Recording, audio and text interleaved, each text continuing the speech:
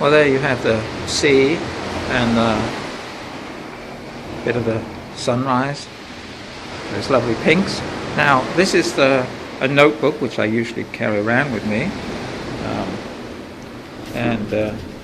As you can see, I write a lot of things in longhand.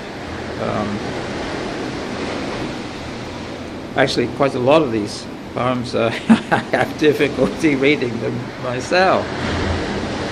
But if we have a look at some of them, let's see what we have here.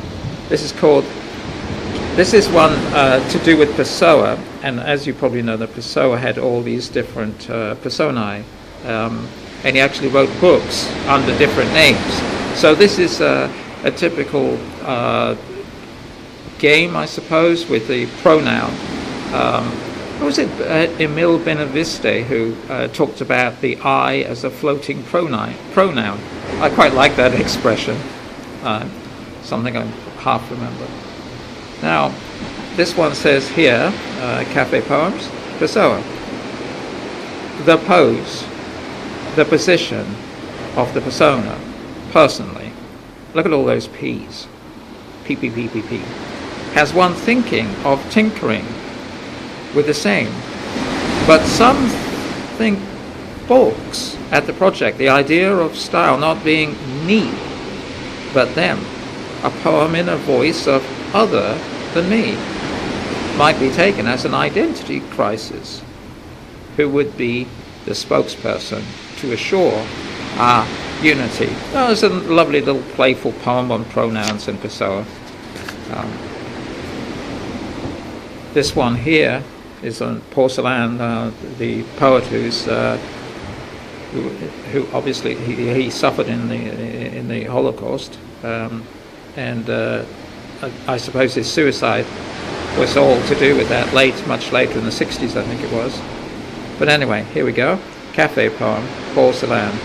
In the blood-soaked shirt, one might see the poet there, in the midst, in the middle of bloodshed, then writing in a middling way about it all, like a middle-class travel journalist. It might be worse. So this poem here is all to do with this idea of a kind of wannabe. You know, a lot of poets want to be, or people in general want to be, I don't know, Native Americans, or they want to be take on the mantle of the suffering of the Holocaust, etc. And I believe that, of course, we can't do that, and that's what it's half humorous, I suppose, but well, it's not humorous, but it's satirical. I think a lot of people are like armchair travelers through the tragedies. Now let's have a look, see what else we got here. That was something about the referendum, which don't ask me about that. It's about Isabella, a KFC poem for Isabella Rossellini. Comes a time when the clock does not smile or say good day. Instead, it seems to speed up, accelerate as the events that once. What's that? You see, that's the problem. There's a word there I can't work out. But I did work it out at the beginning. I mean, when I wrote it, and I translated it or transferred it or whatever you like to call it onto the screen. And at that juncture, I do. Well, I'm sure I can work it out later. There's another notebook poem.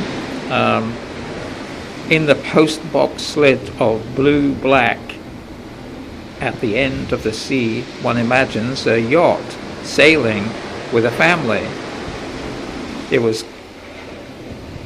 would be going far away without the encumbrances of society or the pressures of the state, towards some place of harmony and peace, the El Dorado of the heart. But as soon as one writes something like this, the taunt of the cynic appears. the yacht all but... What's that? Yeah, see, another word I can't read. I don't know if this is going to be sit-down comedy for you, but at least you're getting a feel of some of the beginnings of poems, and the middle bits go slightly awry whenever there's some word which I can't believe. Oh look, here's a pigeon. Hello, pigeon. It's coming over here. Right. For Pablo Neruda, another one. Oftentimes I would read your poetry. It gave me solace to read your words in the bilingual. Gave me pleasure of travel into another world where the sun shone brightly and the people interacted differently. The politics was beyond the sense. I could not follow suit, but in the intimacy, your approach served as a mentor. The lyricism through sensing.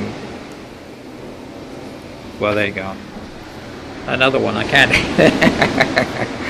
Oh yeah, I'm really enjoying myself here. Memories are blurred, like my handwriting. Let's have a look through here. See what else we got here. To the suicide bomber. That's not really happy, is it? Here's something which I've always liked. Look at that. There's some trashistas.